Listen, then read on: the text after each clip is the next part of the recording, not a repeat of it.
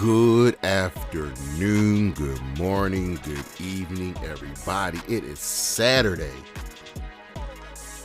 November, May 6th, the day after my birthday, thank you very much. And you know what time it is. It's time for the High Risk Wrestling Podcast. I am all taped up, ready for my San Juan street fight. Not true. But, ladies and germs, got another show for you. As always, you can check me out on the socials, Charismatic Creations on Facebook and YouTube, Charismatic_Creations 52 on Instagram, the 215 on Twitter, and of course, you can always check out the Patreon and the coffee. Well, for today's show, we had the WWE Draft, and we're gonna break it down.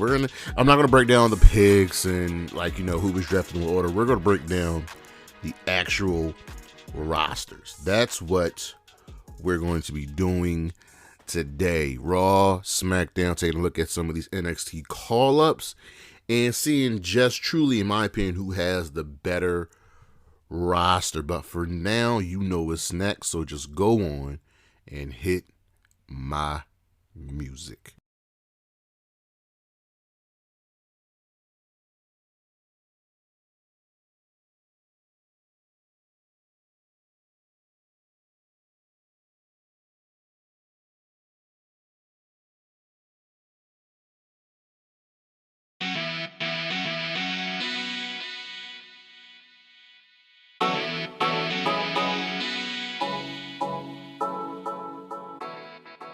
All right, so let's just get into the news. AEW Fight Forever, the promotional material is ready and waiting. All they need is the green light. I'm trying to play this game, man. What are they doing? Let's get this joint popping already. Leva Bates has announced her AEW departure. Her contract has expired, and AEW has decided not to renew her contract. She is, for all intents and purposes, an AEW original. She's had a lot of good moments there. She's a fun individual, very well respected. Remember her time as Blue Pants in NXT, and a lot of people in AEW that were sad to see her go because she was very, very well liked, and I wish the best for Miss Leva Bates. All in. Well, the pre-sale sold out. That was at like 40,000. They started opening up the arena. 50, 60. They've already sold 60,000 tickets. They'll probably sell at least 70 to 80,000. And this is without a single match announced. A single match announced.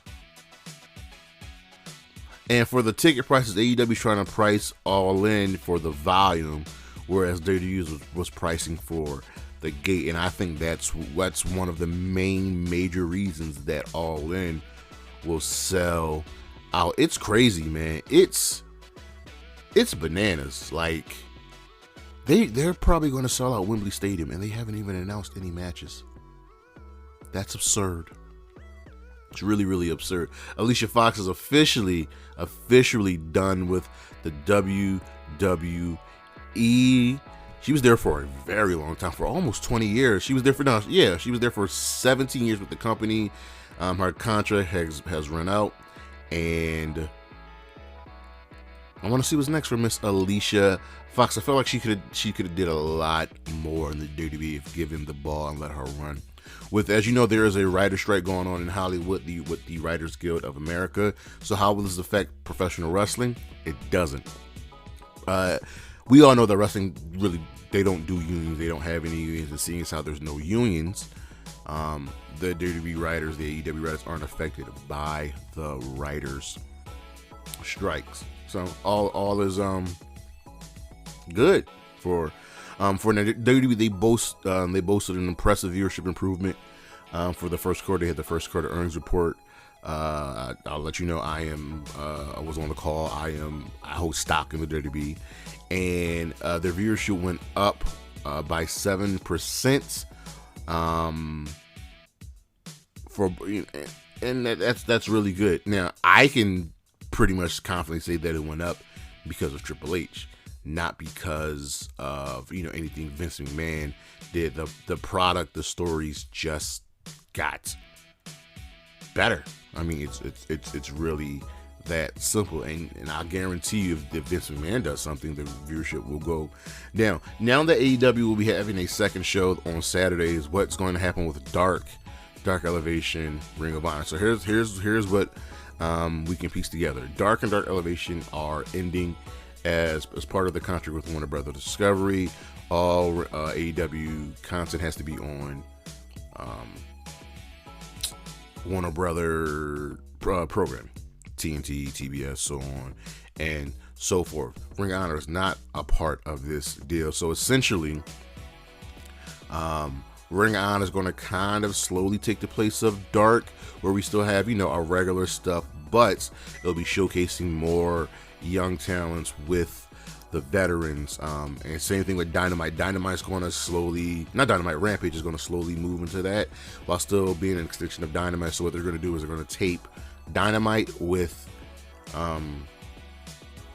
Rampage, and they're going to tape Ring of Honor with AEW Collision. So we'll see, we'll see what goes down. AEW hired Mr. Will Washington, who will be one of the people in charge of creative overseeing continuity and long term direction, working alongside Tony Khan. So he will be helping out tremendously. Now, Tony was never, by himself. He had QT, Sanjay, and a couple others, but looks like we got a really, really good standing with who's doing creative and where people can go. And we also know that AEW wants to hear from their performers, what's working, what's not working. So that's always good. Naomi said in the interview that she was, during her last run with the WWE, she was wrestling with an injury. She had, I want to say, a torn labrum. She had a really bad shoulder injury. Yeah, torn labrum, and she had surgery, and it just wasn't well. We'll dive more into Naomi, seeing how she just debuted for Impact Wrestling. It's looking like Drew McIntyre might be leaving the WWE, and none of us really saw this coming. It's shocking. His contract is coming up. He has not renewed. We'll be curious about this one. Matt Cardona's finished with Impact Wrestling, and essentially he's been working with a handshake, word of mouth deal for the last 2 years. But Impact wants to cut down on that, which is essentially why he is finished with the company. There's no bad blood. He can always come back if need be. But I really expect him to be in the WWE sooner rather than later, seeing as that's where his wife is. Wrestling. And on the ratings tip, Rampage last week, the 20th of April, brought in 394,000. This was the show that aired at 6:30. Also, yesterday's show also aired at 6:30, but 394,000.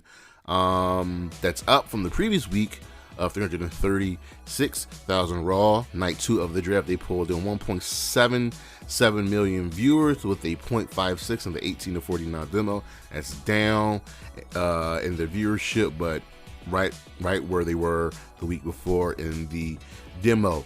Dynamite pulled in 776,000 viewers with a 0.28 in the 18 to 49 demo. That's down in the viewership. That is up in the demo, but I expect the ratings to go up a little bit more as we move closer and closer to Double or Nothing. Smackdown Go Home Show for Backlash, they pulled in 1.97 million viewers with a 0.47 to 18 to 49 demo. That is down from the previous week significantly, actually, in the viewership, but in the demo, but the draft was the previous week, so I can, you really can expect that to be down. Bobby Roode on our injury segment, he looks like he's going to be out for the rest of the year. He had neck surgery in late 2022, and hopefully he can get healthy, get better, and maybe get a better run on the roster. And an update on Kyle O'Reilly. He had neck fusion surgery back in February. He's taking a hiatus. Adam Cole, is doing well in AEW. So we're waiting for Kyle kind of to heal up so we can honestly get the Undisputed Era back together. And I wouldn't be shocked if Bobby Fish makes his way back to AEW. But that is the news, and we shall be right back.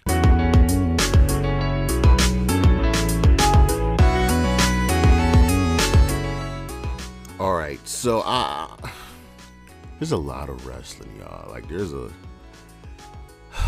lot, and with AEW Collision coming, I'm trying to figure out how I'm going to cover all of it. But that's a different story for a different day. Let's dive into our week in review. Monday Night Raw, the go-home show for Backlash. We had our draft. We're not going over that. That'll be saved for later in the show. But after Triple H makes the first couple of picks, Paul Heyman comes out. Him and Triple H, shake hands. And Paul Heyman does what Paul Heyman does. And he says that, hey, wouldn't it look great if Roman Reigns would also be the World Heavyweight Champion? Now he would have 3 World Championships. That doesn't make any sense, but I digress. Seth Rollins comes out and not only taunts Paul, but he indirectly taunts Roman. He taunts Solo, and he knows, like we all know, that it eats Roman up inside that even though he's beaten everyone during this reign, he hasn't beaten Seth. He can't beat Seth. Seth owes him. You can't tease this and then keep them apart because they're now on separate brands, but I digress.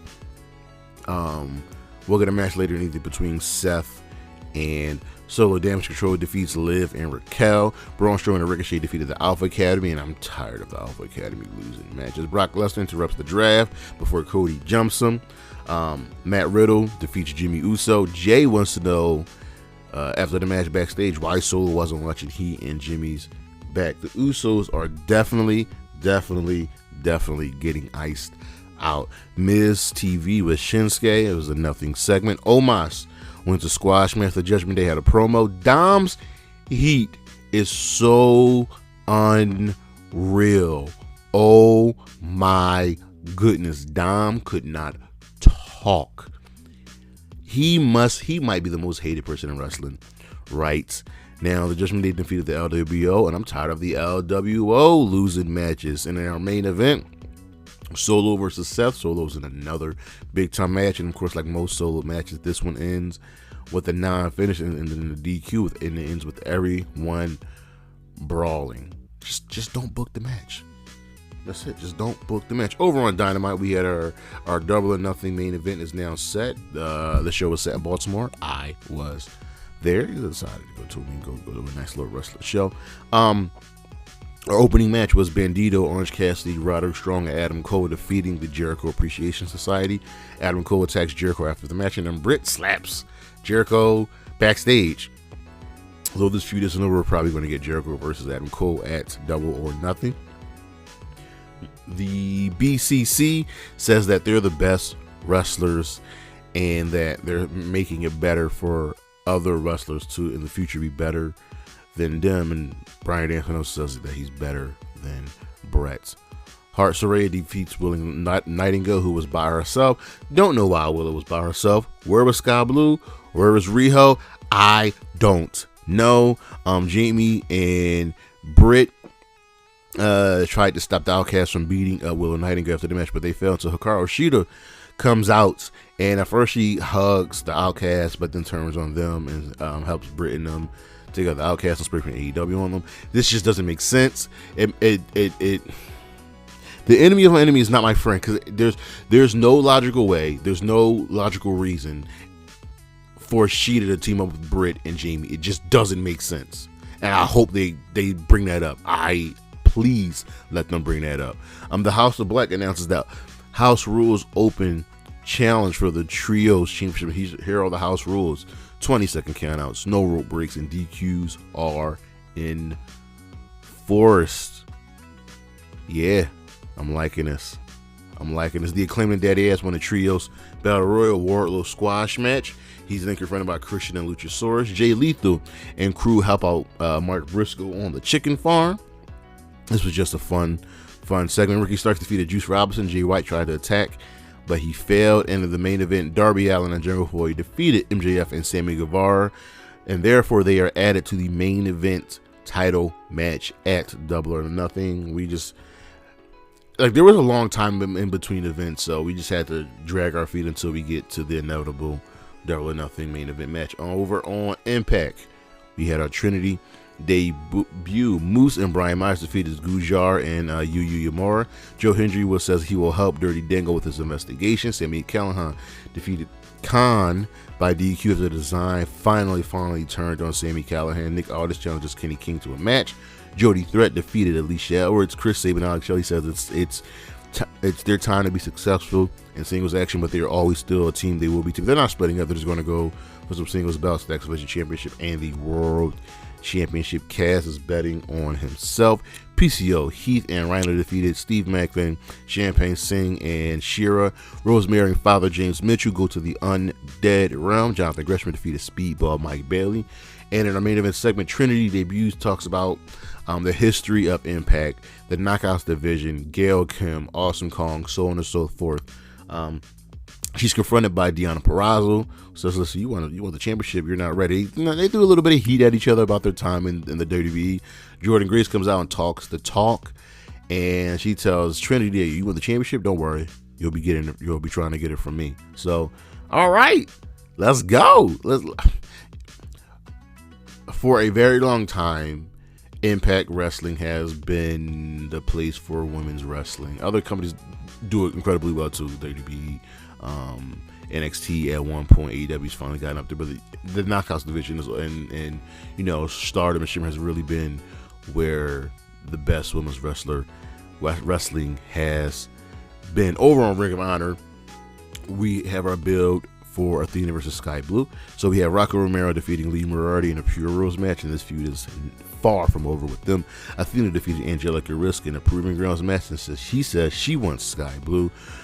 Samoa Joe retains the TV Championship against Christopher Daniels. Claudio Castagnoli retains the Ring of Honor World Championship against Robbie Eagles. This was a fun little match. The Best Friends, Darius Martin, Action Andretti, and Stu Grayson defeated the Varsity Athletes in the Kingdom. I went more for the Kingdom. I really, really liked them.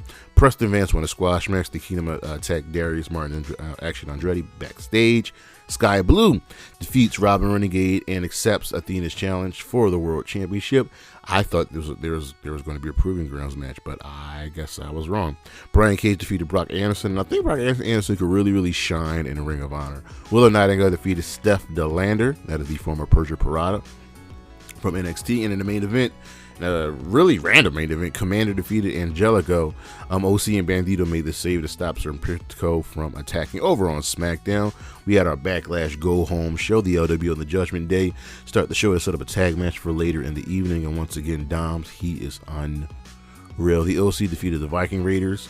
AJ Styles was really good on commentary. Michael Cole brought up, what's going to happen between him and Roman Reigns. They acknowledge that history. AJ puts over Roman in the World Heavyweight Championship. The tournament for the World Heavyweight Championship play like this will be 2 triple threat matches on SmackDown, 2 triple threat matches on Raw. The winners of those matches will face each other in the main event of their respective shows, and then the winners of those 2 matches will face each other at Night of Champions for the World Heavyweight Championship. I believe they did this with the United States Championship earlier in the year, and I think they did it just strictly in Raw, and I think that was the one that Ciampa won when Bobby Lashley was the United States champion. Bianca had a promo, and then she's tagged by Damage Control until Liv and Raquel make the save. Solo is also icing out his brothers. He says he'll do his part, and they better do theirs. The Street Profits beat Imperium in a quick match, which was odd. I understand we're getting the Street Profits over one more time, but I really wish Imperium was allowed to just wrestle. This should have been like a 20-minute banger. We had a Cody promo. Sammy KO tell Riddle that there's nothing left to say and they're ready for Backlash. Shinsuke Nakamura defeated Karrion Kross. Karrion Kross always loses because Karrion Kross is a fucking loser. Cameron Grimes and Baron Corbin set up a match for next week, and in the main event, Rey Mysterio and Zelina Vega defeated Dominic Mysterio and Rhea Ripley. The Judgment Day attack. After the match until Bad Bunny comes up with the LWO to fight them off. Yeah, I'm excited for this street fight. I wonder what they're going to do over on Rampage. The Lucha Brothers and Hijo de Vikingo defeated QTV, the team of QT Marshall, Aaron Solo, and Powerhouse Hobbs. This was a fun match. Good the Lucha Brothers and Vikingo win, but I need more from QTV. I want all of it. I want House to be back on top. I want Harley Cameron. Chris Jericho wasn't on commentary because he thinks Adam Cole is going to attack him. We had a Jade squash match, and I'm pretty much over this. They're going to put any other women's match on this card. Any other women's match on this card. I'm just tired of the Jade squashes. Mark Briscoe defeated Preston Vance, and Mark got to celebrate with his family because Baltimore's not that far from San Diego, Delaware. And then we had the Firm, Deletion, and good Lord, oh my goodness, they didn't go as hard in the paint as the other Deletion matches that we've seen before, but man, this was fun. These guys know what they were doing. They know how to have fun. They know what their roles are, and it was just such a fun time. Isaiah Cassidy, Stokely Hathaway, MVP of this whole thing. Rebby, it was just great. Just go, like, I understand a lot of people, there are people that won't like the Firm Deletion, but and the words of Simon Miller, goofy wrestling for life. This is just good stuff. Our matches of the week from NXT in his send-off match, Dragon Lee versus J.D. McDonagh. Just fantastic work from these two men. From Impact, Jonathan Gresham versus Mike Bailey. I think this was their fourth match against each other in like such a short period of time, but they're so good at this. Oh my God, Lord. From Ring of Honor, Komander versus Angelico. From Rampage, the Lucha Brothers and El Hijo del Vikingo versus QTV.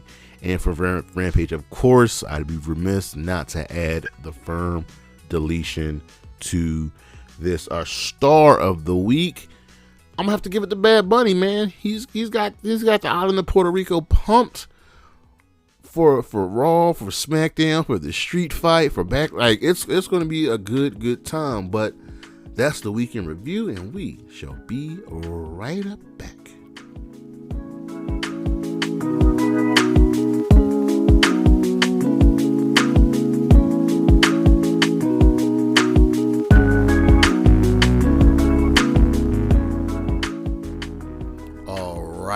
We are back. We back. I got Backlash on the screen, and it's been a nice little show. I'm a little upset. We'll get into the what just happens tomorrow. But the WWE Draft looks like we're going back to a hard roster split. We were going to have a new World Heavyweight Champion crowned, and the draft took place over 2 days. Started on SmackDown, ended on Raw. We had the supplemental drafts the following nights. We've got some free agents. We got some NXT call-ups. So what we're gonna do here is we're gonna look at the Raw roster. We're gonna look at the SmackDown roster. We're gonna look at the NXT call-ups. We're gonna look at who's gonna fit where into the main event scene, the mid-card tag teams. People have no direction, and what can we do to fix that? So let's take a trip over to Monday Night Raw, and we'll start with the main event scene. Now, I think Raw's main event scene compared to SmackDown's might just be a little bit better. I think each show thrives over one of the other shows in some specific areas, but I will get into that. So with Monday Night Raw, the main event scene. So here's what we got. Remember, Raw doesn't have a World Heavyweight Champion. We're going to crown a new World Heavyweight Champion. So over on Monday Night Raw, we have Cody Rhodes, obvious main event. Looks like he's going to be the real face of Monday Night Raw.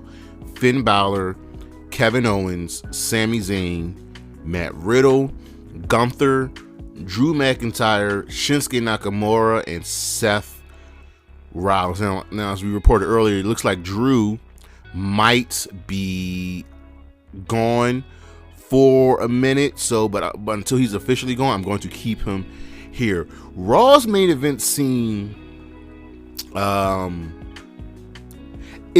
in my opinion, it has the better wrestlers. It has the better grouping of people like, hey, yo, 20 minutes, 30 minutes, yo, banger. Like, I can have these dudes go and main event an AEW show or a New Japan show because they have that experience. Now, there's some guys on SmackDown who I think are in the area, but Raw, I honestly truly believe Raw has the better main event scene. And now Gunther's the current Intercontinental Champion, but I think he's actually going to be elevated to the main event scene because it's about time. He's been carrying this Intercontinental Championship and he's been making it feel important again. Same thing with Shinsuke. I think Shinsuke is going to be moved up into the main event scene. What I really believe is that the Raw World Heavyweight Championship landscape for right now is going to be a mixture of Cody, Finn, Shinsuke, and Seth to get started. And I think the other guys are going to fit in where they can, moving in and out of tag teams. But I like where they're ahead. And here's the thing. I don't think Cody Rhodes should be the World Heavyweight Championship. The story is still Cody winning the WWE Championship. And that's what needs to happen. So I want to see elevation. I want to see Shinsuke elevated to the King of Strong Style once again. You know where Seth's going to be. You know where Cody's going to be. I want to see Finn Balor rise up. Okay? And I want to see Gunther just wreck people.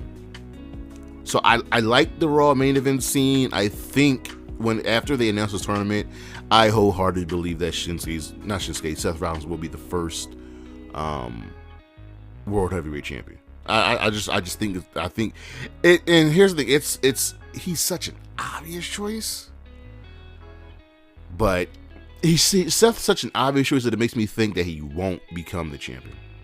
But I digress. We're moving on to the mid card scene, and this is where you can fluctuate KO, Sammy, and Riddle. So the current mid-card scene I see playing out on Raw is Riddick Moss, Johnny Gargano, Bronson Reed, The Miz, Dexter Lumis, and JD McDonagh. Now that's a good grouping of wrestlers. You got some true heavy hitters when it comes to in-ring ability with Johnny and JD McDonagh. You got a little bit of power there with Riddick Moss and Bronson Reed, and you got your characters with The Miz and Dexter Lumis.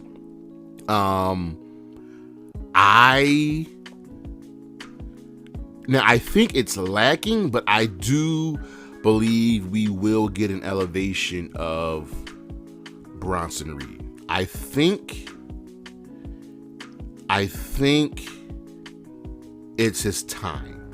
He's a former North American champion, and I think it's possible that he can be what Gunther has been. I think Dexter and Johnny are for now going to be in the tag division, and Raw's tag division is really stacked. So like I said, I think Bronson Reed ends up. See, here's the thing: you have to get the Intercontinental Championship off of Gunther at some point, and all those guys are heels. So I could see a quick title run for Johnny Gargano, and that match between he and Gunther would be nothing short of spectacular. It really would. So I also think Raw's mid card is better than SmackDown's mid card. Actually, no. I take that back. I don't think so. I think we'll see. So Raw's tag team scene, from the best of my knowledge, Raw currently has 10 tag teams. They have Andrew Garza and Humberto Carrillo, the Alpha Academy, Braun Strowman and Ricochet, the New Day, the Judgment Day, Kevin Owens and Sami Zayn, Imperium, the Viking Raiders, Maximum Male Models, and I just put them in here, The Way. Now, I like this. I like this tag team scene. It's a good tag team scene, and given enough time, it will thrive. So you have to go back to elevating Angel and Humberto. You got to start getting them on TV more. Alpha Academy, I think, can be the face of the division. They just can't lose any more matches. Like, they just can't lose. The New Day are injured right now, so Xavier is kind of a ship without a captain. You know what I mean? Braun and Ricochet are doing well. KO and Sammy are the current tag team champions. Imperium, we're going to really get to see great work from them. The Viking Raiders, who have been up and down since their heel turn, but they're still quality. And I want to see the Maximum Male Models finally wrestle. They've been appearing on TV. They just have not been wrestling, and we've got to change that. We have got to change that. And I'm really excited for The Way, but also for a possible DIY reunion when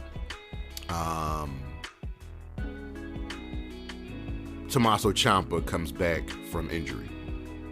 So I am all ready for a DIY reunion. So right here, I do truly believe that Raw has the better tag team scene than SmackDown. Now you got to remember, Raw's going to have a bigger roster because they have an extra hour of television. Moving over to the women's, division. Yeah, they've got names. You know what I mean? They have names, and I just don't know if they truly eclipse SmackDown. So let's look at the women's division. So we have Emma. And remember, I'm not including any of the NXT call-ups until I get to the NXT call-ups. So that's why they weren't included in the main event or the mid card tag team, so on and so forth. Emma is close to having no direction, but she's been partnered with her boyfriend Riddick Moss, so she's currently in that manager role, which is fine. But I want to see more from her because she got time and she was given the reins and Impact and succeeded tag team champion. I don't remember if she was the knockout champion, but I know she was definitely tag team champion, and she has so much to offer. Ronda and Shayna. Ronda and Shayna are the truest of true wild cards. So Shayna's not hurt. Ronda is, and we know what they're doing. They're holding off on really pushing Ronda and Shayna to dominate until Ronda gets healthy. Because once Ronda's back, Ronda and Shayna are going to dominate the women's tag team division. It's something that I've been yearning for. It's something that I know they've wanted for a very long time. And both Ronda and Shayna are both former women's champions, Raw, SmackDown, NXT. There's so much that these two have to offer they can bring to the division. Now, Trish was drafted. I don't know why. Trish should have been put into the free agent list. Trish Stratus should be a free agent. She should be able to go wherever she pleases. So I don't know. I don't understand what was the point of wasting a draft pick on her. But I guess she wants to be officially on the Raw roster to continue this feud with Becky, Liv, and Raquel, the current women's tag team champions. Liv, former SmackDown Women's Champion, Raquel, former NXT Women's Champion. So they've got the ability to be single stars, but right now they're focusing on the women's tag team division. And the women's tag team division does look really, really good right now. I'll dive into this just a little bit more. We know what Becky Lynch is doing. We know what Becky Lynch has to offer. If things are going to pick back up with her and Trish, and I'm looking forward to Becky going against Rhea. Candice LeRae, close to having no direction, but now that her quote-unquote surrogate daughter has been called up to Monday Night Raw and Indy Hartwell, the way is definitely reforming. The way is reforming, and I've been saying this for a very long time. Indy was one of those women in NXT that really couldn't do anything else, didn't need to do anything else. Still maybe a little bit green, but she's done it all. Not winning the women's championship is not done at all, but you can tell when somebody's ready, and she's been ready. And her with Candice is going to be great when the way reforms. We get continuity with her and Dexter Lumis. I can't wait. Chelsea and Sonya, they are a tag team. Once they start getting W's, remember it was Chelsea and Carmella, but Carmella is pregnant. So Chelsea and Sonya are really and we have the current SmackDown Women's Champion on Raw, Rhea Ripley. She's got some new challengers. I'm really looking forward to her and Becky getting involved. I'm looking forward to her versus Candice, because we can build Candice back up to what she was in NXT. But I think that SmackDown's got the advantage when it comes to the women's division. But also, I give the Raw women's side a lot of credit. They have some really talented wrestlers. Emma, Ronda, Shayna, Candice, and Rhea and Becky are the best wrestlers, and they can help guide it along. Now, on Raw, no direction. We don't know what's going to happen with these people. It's weird. Nothing's going to happen with Akira Tozawa. He's in no man's land. Dana Brooke has been MIA for a long, long time. Sad to say, I think she might get future endeavored. Natalya is just the steady hand, the veteran. What are they going to do with her? Apollo Crews is the weird one because he's a former Intercontinental Champion. He did his time down there in NXT.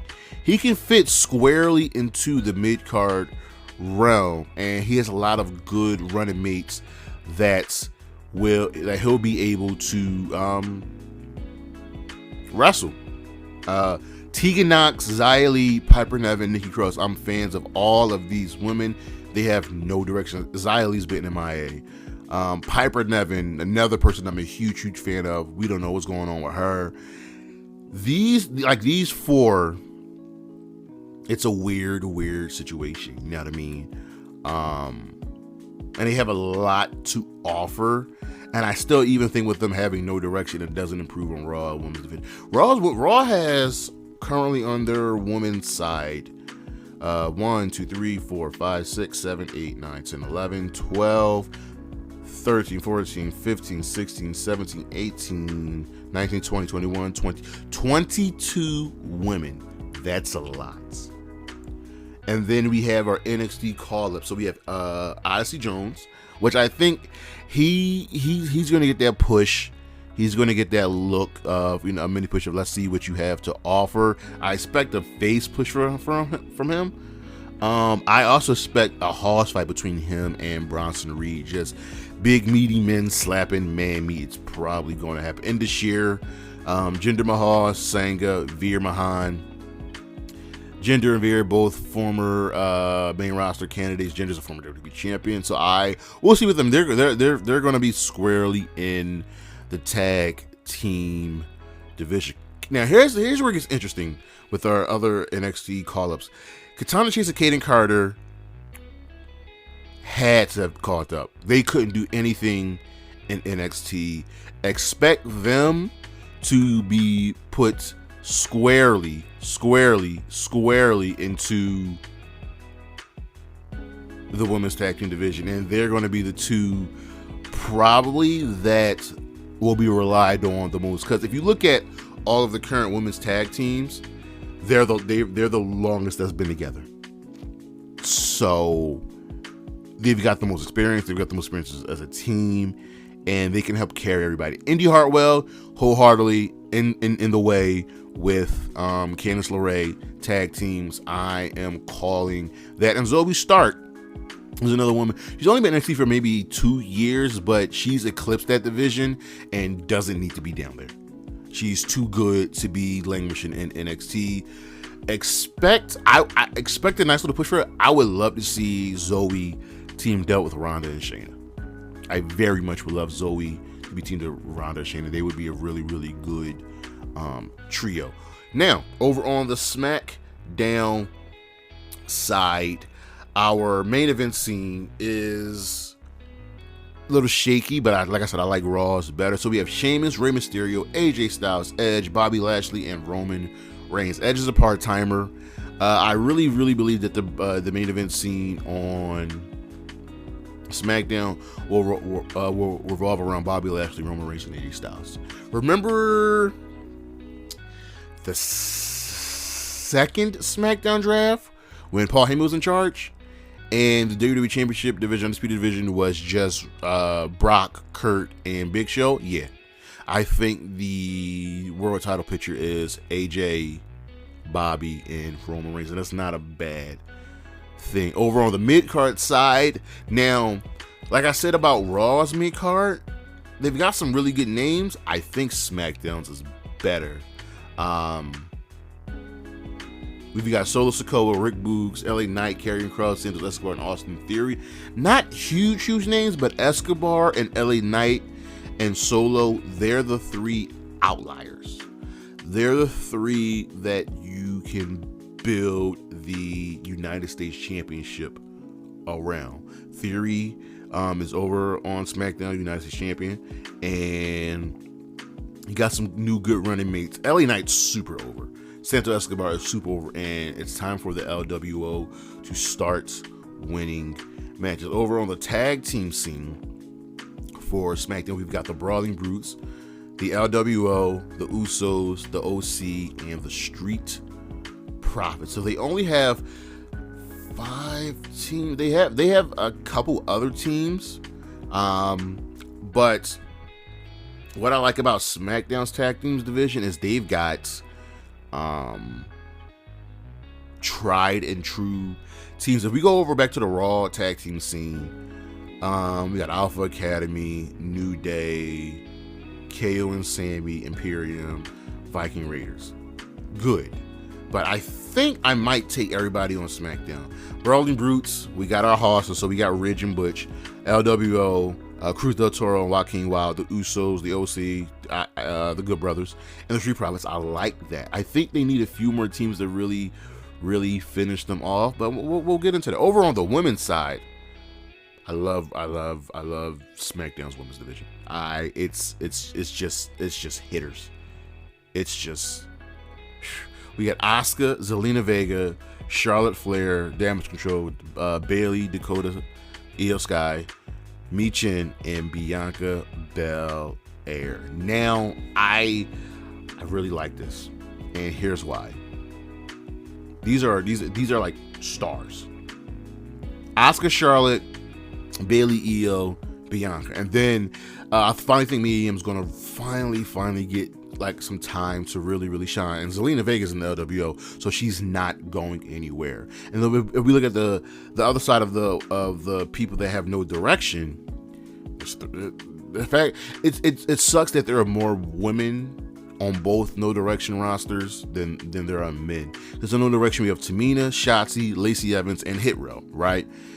Hit Row's a tag team, and there's got to be some kind of recovery with them. They've got to be upped just a little bit more to make them seem credible. Tamina has, I don't know. I would love for her to be put into the bloodline. The fact that there hasn't been a woman put into the bloodline. When you had Naomi, Nia, and Naomi all on the same roster at one point, Tamina has, I just put her in the bloodline. It would give her a shot in the arm. I love Shotzi. She's been doing nothing. She can be that wild card. Like her and Mia Yim, Michin would make a great tag team. They would be that wild card tag team. Lacey Evans, her start, stop, push is stupid. I'm over Lacey Evans. I just am. And then with our NXT call-ups, I know there are plans for Grayson Waller. There are plans. He's definitely going to be in the mid-card scene. Same thing with Cameron Grimes. He's another person that's eclipsed NXT. He hasn't been in NXT in months. He should have been called up to the main roster. And here are even though I'm excited for Cameron Grimes, here are the two other call-ups that I'm just ready for. Pretty Deadly didn't need to do anything in NXT. Can't wait for them. They're going to bring such a different experience and joy to the SmackDown tag team team. And Alba Fire and Isla Dawn. Now Isla's just still a little bit green. She's way better than a lot of women in NXT. But Alba Fire is where I'm really standing on. You had to get her out of NXT. You had to get Alba out of NXT. There was nothing left for her to do. And now the fact that her and Isla have been called up as a tag team, yes. And then when they eventually split, Alba's someone you can heavily rely on. Then we have our free agents. So Omos is a free agent. He was requested to be a free agent by MVP. So I want to see if they're going to play into that with a storyline. Mustafa Ali, Dolph Ziggler makes sense. Von Wagner was called up, but he might get future endeavor. Brock Lesnar, obviously. Baron Corbin, this is the one I want to see what's going to happen with Baron Corbin. I need broke ass, bum ass Baron Corbin coming back. Zion Quinn called from NXT. Elias is a free agent. He kind of has no direction right now. And Shelton Benjamin, Cedric Alexander. I guess I'm just not getting the Hurt Business reunion. I very much would like the Hurt Business. Like, they're on SmackDown, and here's the thing: the Bloodline needs factions. They need factions, and Bobby Lashley's on SmackDown. Give us the Hurt Business, and there are other people.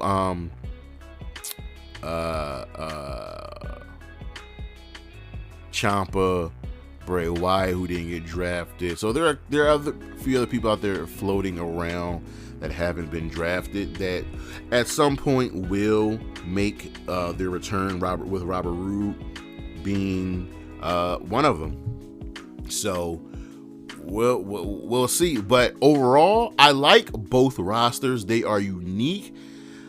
If I had to give the edge,